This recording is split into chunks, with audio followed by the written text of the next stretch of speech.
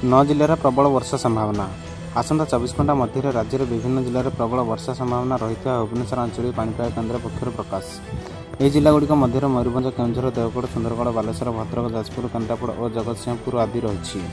एथिपाई उक्त 9 जिलार बासिंदा को वर्षा समय सतर्क रहा परामर्श देवा सहित येलो वार्निंग जारी कर आसंता काली ओडिशार किछि स्थान में सामान्य वर्षा संभावना थिबा बेले 21 रु 24 तारिख जाए अनेक जिले में वर्षा सहित वज्रपात आशंका रही। एथिपाई भुवनेश्वर आंचलिक पाणीपाग केन्द्र पक्षर येलो वार्निंग जारी कर वर्तमान सुधा रायगड़ा में सर्वाधिक 31.1 डिग्री सेल्सियस तापमात्रा थिबा बेले फुलवाणी में 17.5 डिग्री सेल्सियस रही।